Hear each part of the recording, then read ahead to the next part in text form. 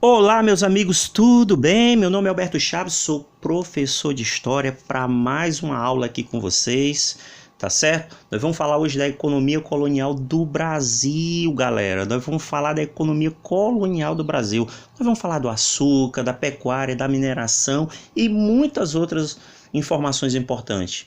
Você que vai fazer Enem, você que vai fazer concurso, você que vai fazer vestibular em qualquer canto do Brasil, você que precisa aprender história, eu vou estar aqui passando informações valiosas. Você quer saber como foi por que escolheram o açúcar? Por que o açúcar passou a se tornar a principal atividade econômica do Brasil colonial? Por que não escolheram outra coisa e por que escolheram o açúcar? Como foi que a pecuária se desenvolveu? E a mineração? Qual a contribuição da mineração? E o que mudou na sociedade colonial brasileira? Quer saber mais sobre isso? Então, fica comigo até o final nesse canal e com certeza você vai ficar vislumbrado com o conteúdo, ok? Mas vamos parar de conversa e vamos começar a nossa aula. Não esquece, se gostou do vídeo, se inscreve no canal, dá um like e também assina lá, toca lá naquele sininho para você receber a notificação de novos conteúdos que serão expostos, ok? Então, vamos lá, Alberto Chaves, vencedores pensam positivo. Primeiro ponto, eu quero destacar aqui antes, na sua cabeça, você vai fazer a seguinte, guarda essa seguinte informação. Primeiro, algumas atividades econômicas que são importantes, que são cobradas em questões. Durante o período pré-colonial, é interessante lembrar que a principal atividade econômica foi o quê? O pau-brasil. Pau-brasil, justamente. A calcefenia chinata, conhecida como pau-brasil. Depois, com o Martim Afonso de Souza, iniciando a colonização do Brasil, nós vamos ter o açúcar. O açúcar, ele inclusive, passa a nortear todas as relações sociais do Brasil colonial. O açúcar passa a ser a referência. Depois nós vamos ter o ciclo da mineração, finalzinho do século XVII, lá percorrendo o século XVIII, oriundo lá dos bandeirantes que acabam descobrindo as primeiras jazidas de ouro na região de Minas Gerais e se concentrando ali um grande volume de pessoas nas áreas auríferas, como Mato Grosso, Goiás e Minas Gerais, ok? E temos aí o próprio ciclo do café, lá que vai se destacar no período da monarquia, que vamos ter aí o Vale do Paraíba, o Oeste Paulista, e tudo bem. Mas o que eu quero destacar é o seguinte, que durante cada ciclo econômico desse, nós vamos ter atividades complementares. É porque às vezes passa na cabeça do aluno que ele acha que durante o ciclo do açúcar só estavam produzindo açúcar. Não, existiam atividades complementares, como por exemplo, aguardente e o tabaco, que era utilizado inclusive como escambo, como troca. Um negro trocava outro negro por fumo e cachaça durante o período do Brasil colonial, ou às vezes por pressão, ou às vezes por uma situação psicológica que era introduzida para a época. E tem a questão do próprio algodão, que passou a se tornar uma atividade econômica também importante. O Brasil chegou inclusive a estar numa grande escala de produção e que assumiu até o cenário internacional durante a Guerra de Secessão, quando os Estados Unidos estão em conflito. O Brasil passa a assumir essa produção agodoeira. Tem a questão da própria mandioca com relação à farinha de mandioca como um principal alimento, enfim. Mas tem a pecuária que nós vamos falar aqui, que é outra atividade, já é uma atividade também complementar. Mas por que o açúcar? É simples. Primeiro ponto, o açúcar, aqui no Brasil, o solo brasileiro, ele tinha as condições naturais favoráveis. Um clima úmido, quente, solo de massapê. Segundo, a experiência anterior portuguesa. Os portugueses tinham já introduzido a lavoura de açúcar nas suas colônias, nas Ilhas de Madeira, nas Ilhas de Açores, e isso tinha dado um grande sucesso para os portugueses. Então eles pegaram essa receita econômica de produzir açúcar e resolveram introduzir no Brasil. produto de alta aceitação, ou seja, era um produto que, por ter muita aceitação no mercado europeu, gerava altos lucros e por ser um artigo de luxo.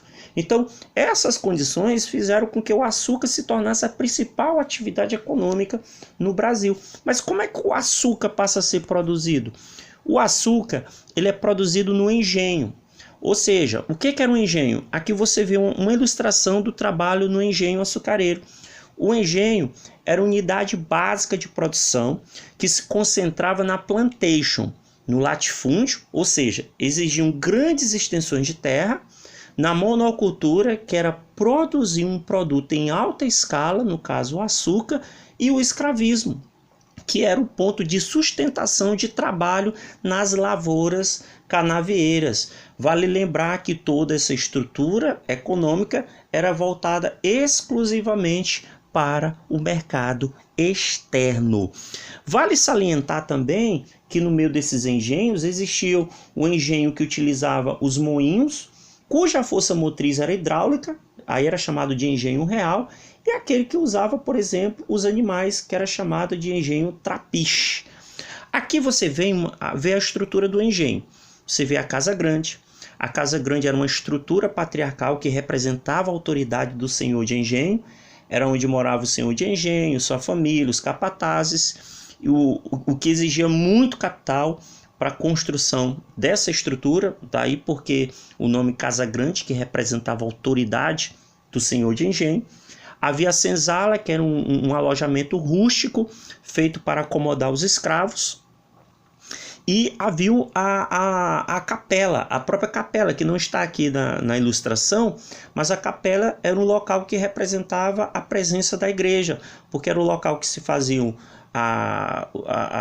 digamos assim, os batismos, eram feitos os casamentos, os funerais, as atividades santas, ok? E havia também o espaço onde a cana era produzida. Aqui você está vendo a moenda, onde a cana era prensada, depois ela era colocada nas caldeiras em elevadas temperaturas para a purificação, depois ela era colocada numa casa de purgar para a purificação, depois em galpões onde eram encaixotadas e encaminhadas para os holandeses que transportavam, distribuíam e refinavam nosso açúcar. Tá aí porque um dos países que mais ganham dinheiro com açúcar está associado aos holandeses. E temos aí a pecuária. A pecuária já é uma atividade complementar. É bom lembrar que o açúcar é uma atividade primária, principal, e a pecuária é uma atividade secundária, uma atividade complementar. Mas a pecuária, eu quero destacar o seguinte: primeiro porque ela ganha um crescimento muito forte no advento da mineração, principalmente porque em 1701 é baixado uma carta régia de Portugal dizendo que nenhum gado poderia ser criado a 10 léguas do litoral brasileiro. Sabe qual foi a consequência disso? Mas antes disso, por que isso? Você deve estar se perguntando. É simples, porque esse gado ele acabava destruindo as lavouras de açúcar, as lavouras de cana. Isso prejudicava sensivelmente os lucros dos fazendeiros de açúcar. E aí esse gado acabava percorrendo as brenhas do Brasil, interiorizando as terras brasileiras, inclusive atravessando o Tratado de Tordesilhas. Olha aí, então o gado foi responsável pela interiorização do Brasil. E nós vamos falar muito dessas questões num assunto chamado Tratados Limites do Brasil, ok? Tratados Limites do Brasil. E aí, nós vamos ter a partir daí 2 tipos de pecuária: a nordestina e a sulina. A pecuária nordestina ela era responsável em financiar a carne seca, salgada e seca ao sol, que foi responsável pela interiorização. Entrou em declínio em meados do século XVIII, oriundo principalmente devido à concorrência de Minas Gerais, que passou a abastecer as zonas mineradoras. E as secas de 1791 e 1793 acabaram dando um grande golpe na pecuária nordestina. E temos a pecuária sulina, que se destaca ali no atual estado do Rio Grande do Sul, e que nas estâncias o trabalho era realizado pelos capatazes, pelos peões, que na verdade na maioria das vezes eram brancos, indígenas, mestiços assalariados, e que consequentemente o dono da estância e sua família que administravam todo o trabalho dentro da fazenda de gado. É bom lembrar que a pecuária sulista ela acaba focando muito na produção do couro, na produção de manteiga, a questão do charque, que a partir de 1780 ele dá assim, novas possibilidades de comércio, enfim. Mas eu quero destacar aqui uma figura importante dentro da pecuária, que é a figura do vaqueiro. Esse vaqueiro aqui, que geralmente ele era um mestiço, oriundo dos relacionamentos extraconjugais de um senhor de engenho com a negra, na verdade, e que na maioria das vezes, devido toda a linhagem social, ele não era reconhecido como filho.